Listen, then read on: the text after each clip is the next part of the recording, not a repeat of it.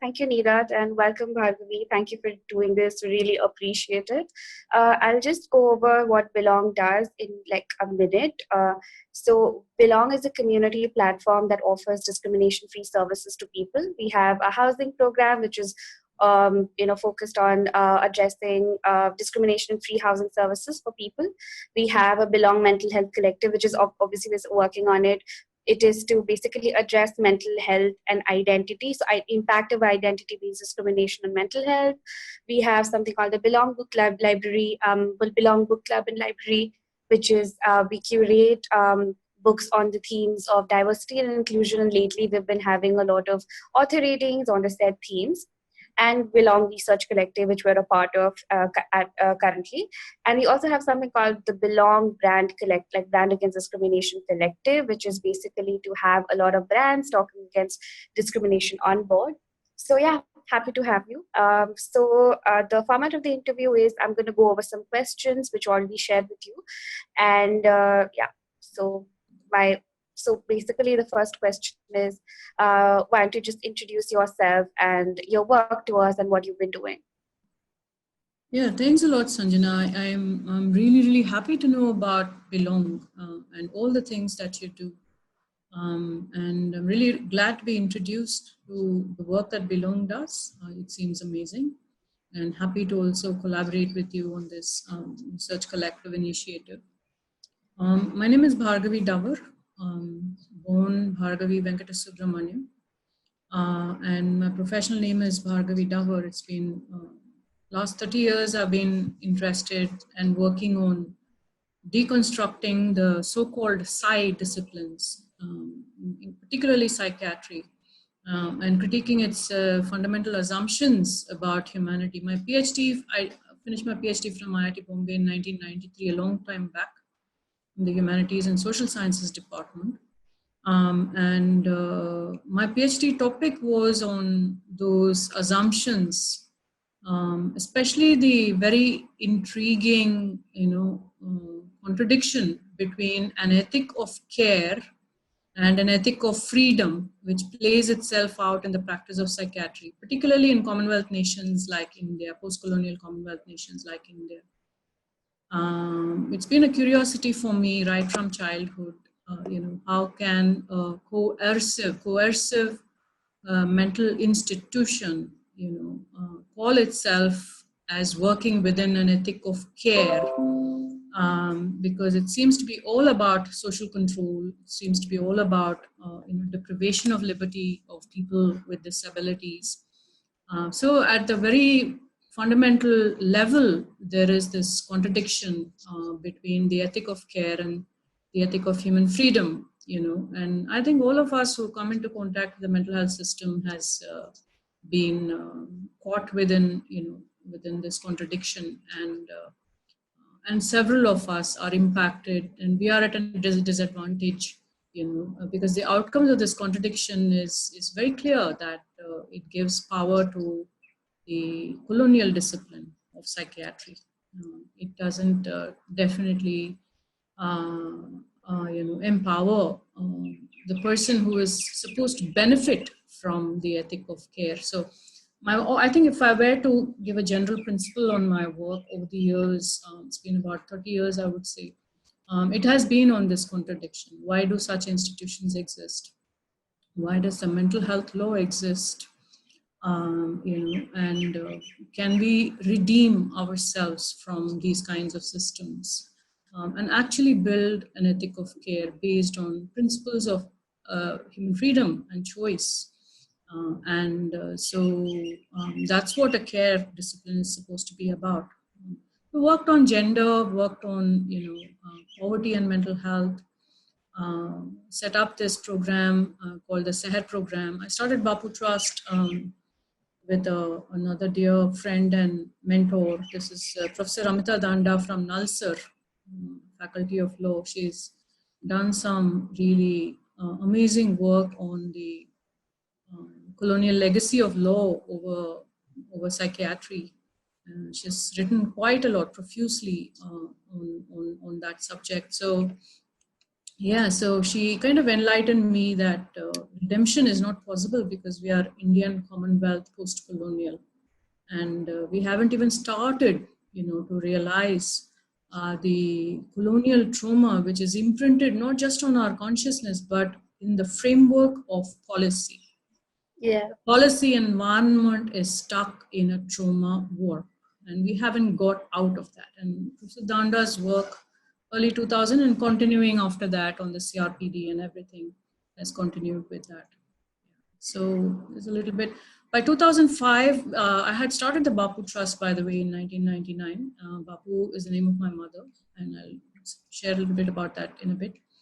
Bapu Trust was started in 1999. By 2005, almost in the early years of the Bapu Trust, we got involved, more so Professor Danda than me, on the making of the Convention on Rights of Persons with Disabilities. We were on the task force, we were listening in on how a convention is drafted, what are our key issues, who are we, what is our identity, and stuff like that. So by 2005, CRPD had already entered the door of the Bapu Trust, and from there on, it has really, occupied the entirety of all of Bapu Trust work.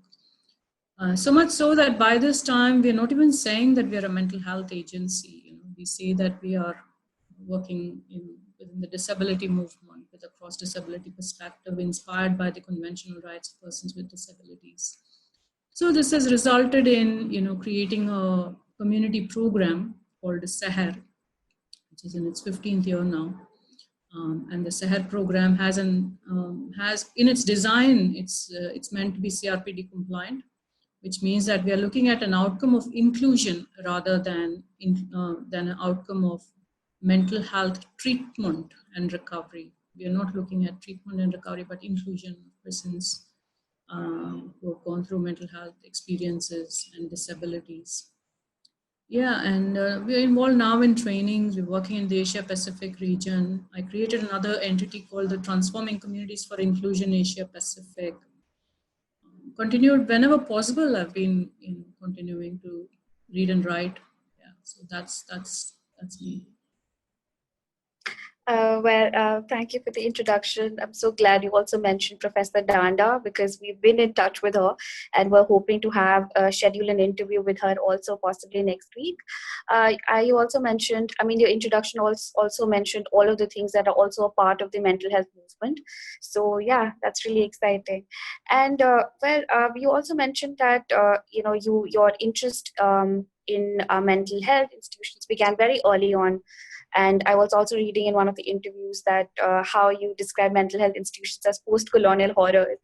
So my question to you is, how did it shape your interest in research on mental health and other interventions in mental health frameworks? Yeah, well, I think my story is known. I spent my childhood wandering in the mental asylums of Chennai, because my mom was repeatedly incarcerated in these places. I was really tiny, maybe 4 5 years old. My brother was younger. So we were exposed to these places from very early childhood. And I have also I have also created a diagnostic term for this. This is childhood trauma created by long-term exposure to mental asylums. So it lasted me many years. So much so, it's a very, trauma, if you understand the phenomenon of trauma, it is very embodied. It's like in the smells, in your visions and kind of dreams you have and what you hear. It's on your skin, and so it that lasted for a very long time. I don't think I've got rid of it even now, but it lasted a very long time. Like, for example, I would faint, when I go into any hospital until I was about 30, 35, something like that. To bring back a wash of old memories, and then I would just swoon with the impact of that. The smell, again, it's a huge trauma memory for me. So in this way, of course, there are other really vivid visual memories of seeing my mom over there, what happened to her, seeing my mom after she came out of these places, and generally the trauma of having her disappear from my life ever so often. either because she was caught and she was chained and she was put in these places, or because she had run away, she had escaped, and she was going and living in some temples, in the south of India. And so those were really very formative for me and my work.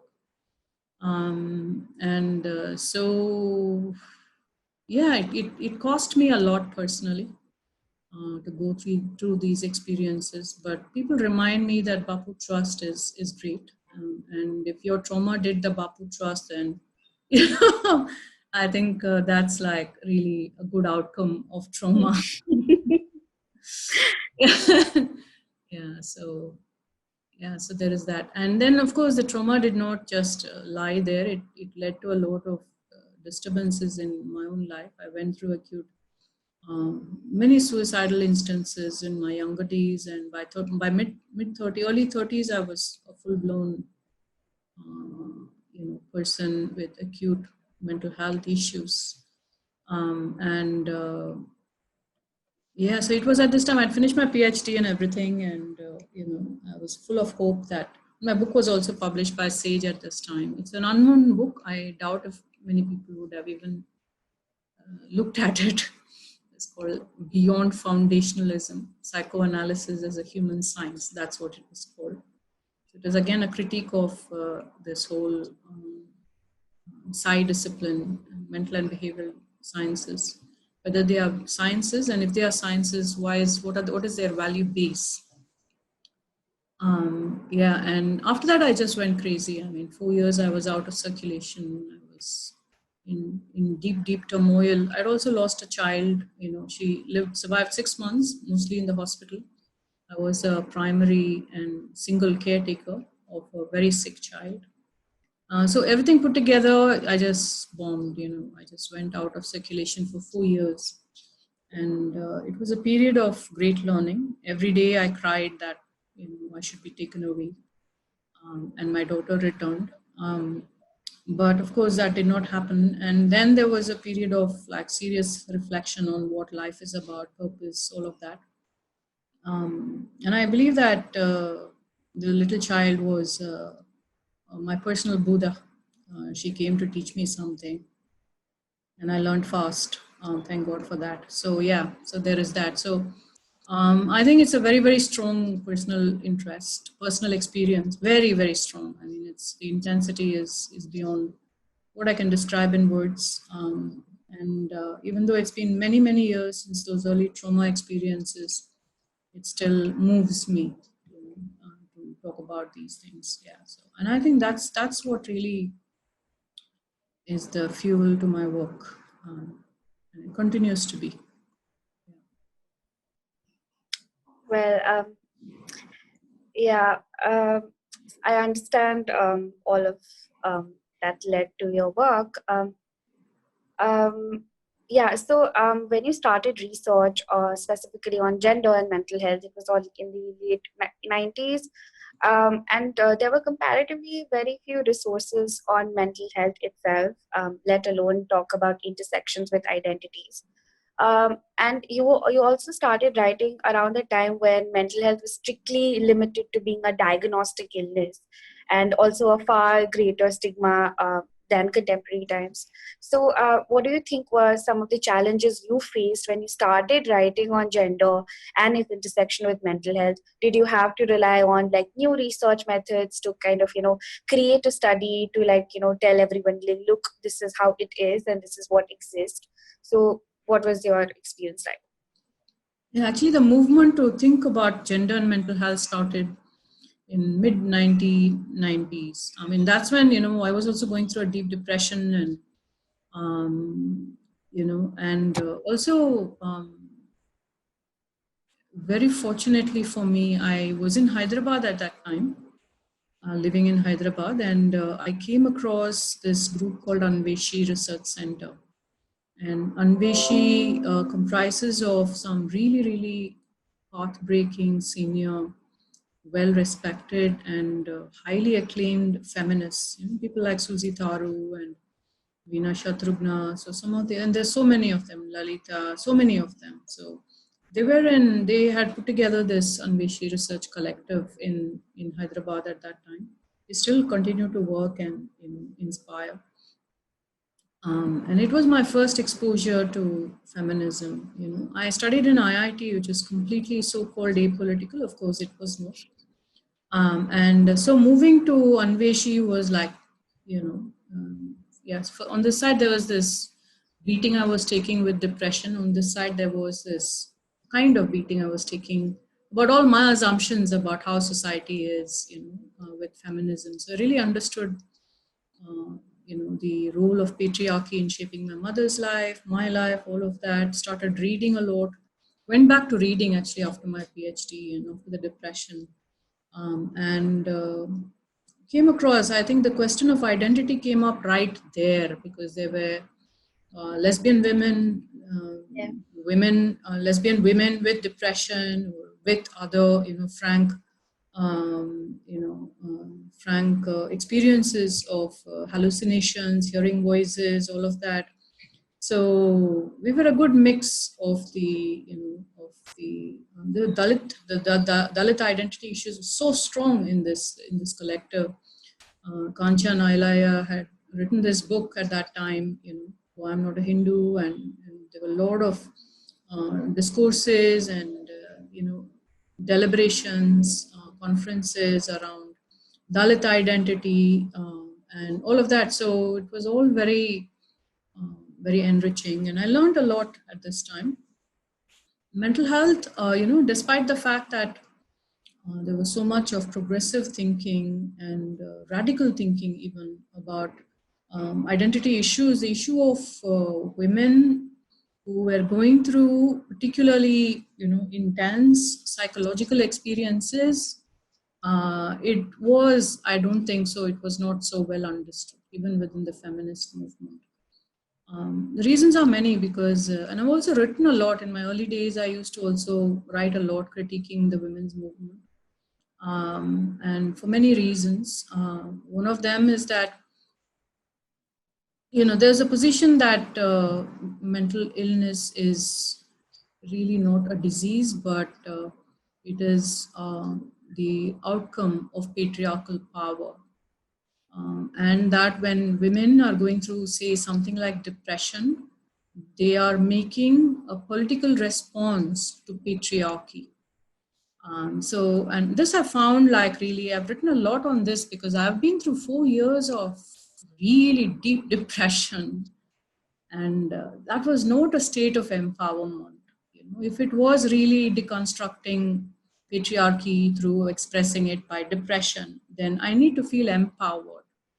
Those were my weakest moments, in my life when I was going through depression.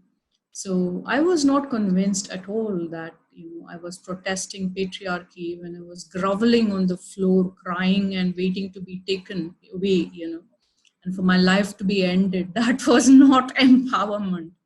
So there was a big, debate around this.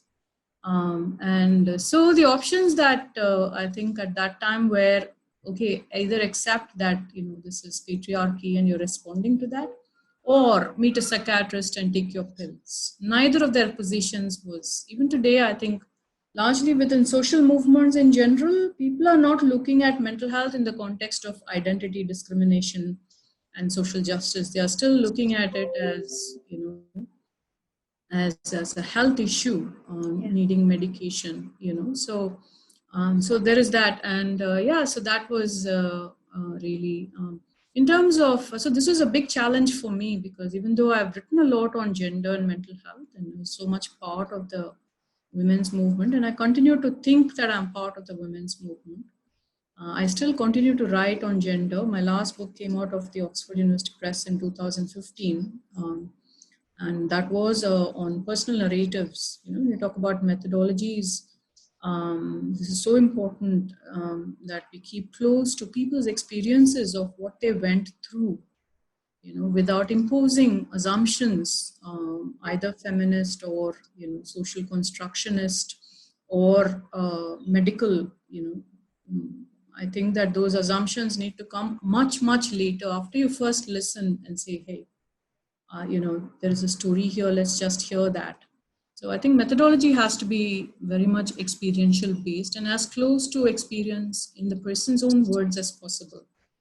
And I did write a paper on it. It's in one of the books that came out way back. I don't have a copy of that paper, but writing phenomenologies of distress, how to keep close to experience of a person who is going through psychological distress. Yeah, and I think I was like one of the early writers saying that let's just drop the diagnostic language. Let's find another language which is about distress. Okay. What you have is an experience, in whose Husserlian terms, it's like starting on a clean slate. Let's not make any prior assumptions about this. Let's say that, okay, here is an experience, and let's toss it around and see what comes up. And so I think that is really difficult for people to do, because when you say that I'm feeling down or I'm feeling suicidal, there is a whole range of societal responses to that, depending on where your own location is. And so that's how many of us end up being dragged into the colonial system, because there is no waiting time, there is no pause time. So writing phenomenologies of distress, actually just staying with the person and listening. Okay, what's going on over here? What are you feeling now? Okay, do you need support? Is there something you want me to do for you? To have that conversation. This waiting time is very rarely found in colonial frameworks. It's like you say something like, I'm hearing something, or I'm talking to God, and you get into the system already. Your subjectivity is taken away just like that, And so that is a very colonial response, and all of us are guilty of that response. All of us, whatever the social movement we may be engaged in, but we are all guilty of that, because we are so afraid of what's coming up from within. We're so afraid of opening up our own old trauma. So I think to be engaged with, so I started this collection called Sanchit. And if you have a resource center, we might be interested in passing on some of that to your collection. Sanchit is just, it's the meaning, of course, as you may know, is just collective, a collection of women's stories of psychological distress. So it was a very engaged, experiential narrative methodology. It involved in-depth interviewing over several sessions. It had a very detailed consent protocol. It went very deep. So we did that. That was one methodology that we actually applied. The other one, of course, it's evident in my books that what is the language? What exactly is mental health? What are people talking about when they say mental health? So I did a secondary review of literature in the post-colonial period, dating from the 50s, 60s, right up to the 1990s. And that was the result of that was my first book. Really, the epidemiological studies were coming in. Psychiatry was developing as a discipline. The first drugs were coming in. And slowly in that time period from, say, 50s, 60s to the 90s, you saw a big change in the language, how people were talking about personal suffering and distress. So that was interesting, that how over the years in the post-colonial period, we started to lose touch with personal experiences, with what's going on between people, what's going on in communities, what's going on in societies. How are people relating? Why are they relating in a particular way? What are the power equations over there? All of that. And then, so I did a lot of studies on secondary literature. And the result of that was two books which came out in the 1999 and 2001. And then a series of papers after that, really challenging the diagnostic language. So there was that. One of the things that we learned is, at that time itself, we ran a course on gender and mental health for like 5 years, along with Professor Sundari Ravindran from Chidamanan Center. And one of the things we learned to do at that time is when somebody says, I have a depression, how to ask questions more and more, how to ask why questions more and more, so that it results in a set of environmental factors which led to this present experience of a depression. So having an approach that will open up the socio-economic factors applying on a person's life, leading to whatever it is, which is the diagnosis that they may receive. I think this was a very studied methodology that we adopted in terms of feminist critique of mental illness. Yeah, thank you very much for that. I think a lot of what you said, like a research on gender and how it was centered around other identities like caste, disability, it came through, and it came through with all your publications. So this second question is again based on that. Like you said, there is very little awareness and also understanding among people of how identities affect mental health. People still restrict it as something which is very individualistic. So if you had to like pop it out and then clarify in like simplest terms how identity based discrimination would affect mental health, what would you say? And also what do you think are some of the existing gaps, like what are the gaps that are present in the mental health framework in the current times? Well, early on, I think so, this was the very first so-called research project we started, because we wanted to see how Bapu Trust can be of use to communities. So we identified several NGOs, with a strong identity-based work, and we approached them saying that we want to talk to you about mental health. And I will not forget, this organization called WAMP. Meena Seshu, you've probably heard of her. Mobilized sex workers, and really was very, very strong advocate for sex workers' legal rights, especially right to land. Never forget that exchange. We went to meet her and her group, and we said that, what mental health needs do you have? Because sex workers, very, very marginalized group, discrimination, and all of that, so what's going on over here, and do you need us to help you with mental health? And they literally took one jadu and threw us out. I said, no, what we need is social justice. We need our legal rights, we need a place to stay, we need our food, we need to be considered as people who are employed. We need protection, social protection. When old woman, she was in sex work, she's not earning anymore, probably prone to various kinds of health issues as she ages. What happens to her? So those are the issues. And so they said that, yeah, discrimination, yes, identity, yes, but mental health, no.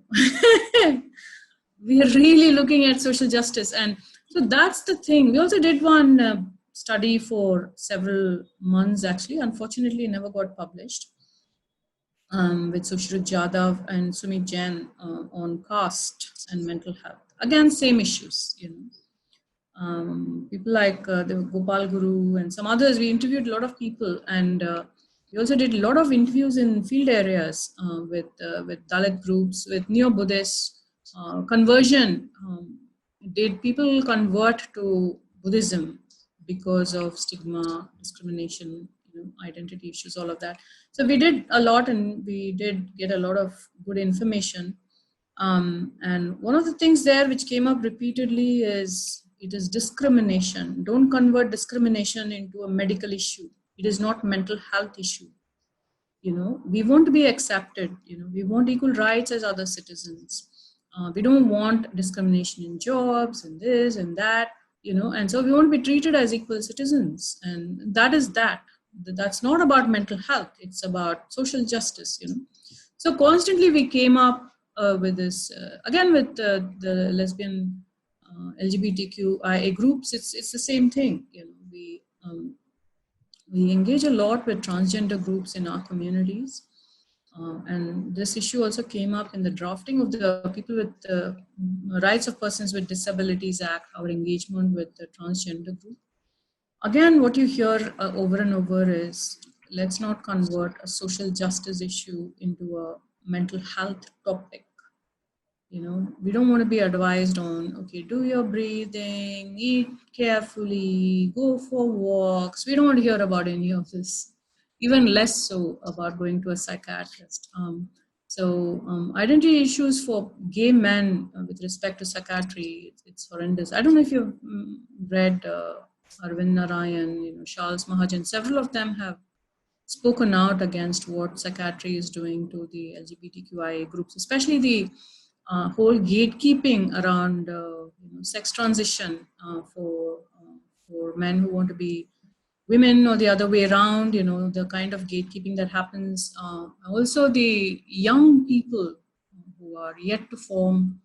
Uh, um, who are still exploring identity issues, particularly with respect to their sexual orientation. Again, there is a lot of pressure on them from parents and psychiatrists, to normalize, so to speak. And so all those issues have come up, but wherever we have heard, it's like, it's, yes, we understand that there is distress. It is a personal experience of distress, but we don't want to call it mental health. Give us our space in this world, give us our rights. So that's what we've heard again and again. So identity issues, I think, come up more strongly, for people who are marginalized, people who live like, a normal, so-called normal life with access to all kinds of resources, taking it for granted. For them, identity is not an issue. It's just, yeah, that's who I am. I'm from this caste and I'm from this class, and I know I have these things, and I deserve it. They don't have a chip on their shoulder on identity. They don't need one, And so when it comes to people, say Dalit or LGBTQIA, or even women, I mean, we work a lot with poor women in communities. It's an issue, and of course, it impacts mental health. But what is the solution? If we keep our eyes on the solution, then we will tone down on the mental health and mental illness language. We will tone down on that. Yeah. Just borrowing from what you said, it is important that while we address mental health, it is important that we also address social justice, because both of these are interlinked. So I'm just going to skip a few questions because of the time constraints. So I'm going to club a few questions together. My second question, like the next question would be, so there is a huge lack of research and resources available. Like I have been doing some research on finding links between identity and discrimination, identity and mental health in India, and I could not find a lot of resources apart from you and like you mentioned, Professor Jadhav and Sumit Jain. There are very little resources available on it. So, which has also kind of left a huge gap between, in how mental health service providers are not trained or like equipped to deal with clients of, say, a certain caste, a certain religion, sexuality. So there is a gap between how mental health service providers view their clients from different identities, which is again rooted to not having enough resources. So my question to you is, why do you think we still don't have enough resources? What is the reason behind this gap, like behind this persistent gap? Well, it is the biomedical orientation of mental health, it is the biomedical, secretly my mind tells me that if the mental health sciences are not, so-called sciences are not looking at identity issues, then, then I think that large number of communities will not experience the inhuman, degrading, cruel treatments meted out by the mental health services today, particularly in a post-colonial Commonwealth country like India. And I think that's a good thing, that if there are many people like, my book was talking a lot about distress, psychological distress, and talked a lot about, common mental disorders and severe mental disorders. My first book. And I kick myself very often, why did I ever use those words? Because my complaint at that time was psychiatrists and mental health professionals are not looking at gender. And I wish today that I hadn't said that. I should have just continued to say women need jobs, women need house, women need violence-free environments, and it could have improved their mental health for sure. But sometimes I feel that to keep silent and not talk about mental health is a good thing, and to continue to address social justice issues. I think it's a good thing. So we talk about three doors actually these days, that there is a mental health door, right? It's a tiny one. There is a development door, slightly larger. It's now we have the SDGs language for this development door. It's like housing, clean water, sanitation, food, peace and justice, all those SDG targets. And then you have the human rights door. That's the Convention on Rights of Persons with Disabilities. It's your civil political rights, your social economic rights, it's all those rights. So you have three doors. When you enter, when you say that, okay, this Dalit person, he is just being beaten up by, in a rural village, is just beaten up by the villagers for some transgression he did of caste rules and all of that. And therefore now he is thinking of suicide, right? So now you have three doors. Where will you enter? So is suicide, okay, usko pakdo, le jao, then dawai do aur theek ho jayega. This is one way. But remember, the mental health door is the smallest door. It does not lead to other doors. So go with the development and the human rights doors. Human rights door is the most comprehensive. So it's a choice, when we are talking about opening up these discourses for more expansive thinking. Do we really want to open that small door? Or how much do we want to open it, and when do we want to shut it? Right? And when that door opens, that small door, the smallest door opens, what do we expect from that door? Is it the ethic of care, or is it deprivation of liberty? Are we going in to say, again, it's very intriguing, post-colonial Commonwealth, it's very intriguing, ironical, and laughable that only persons with mental illness pay to get arrested. We're the only ones who will go up to a private facility, pay enormous amounts of money, and say, come, please arrest me. Again, it's a post-colonial Commonwealth blind spot, which unfortunately causes a lot of harm. And therefore, I would say that, okay, mental health is useful, of course, but we need a far more strategies for expanding mental health to an ethic of care. And that is completely missing. So what you get, whatever your problem is either medication or referral to a tertiary care center, which is the mental hospital. And this is the thing, the psychiatry considers itself to be apolitical. Human beings across the world are the same, whether you're Dalit or whether you're Brahmin or whether you're, straight or whether you're gay or whatever it is.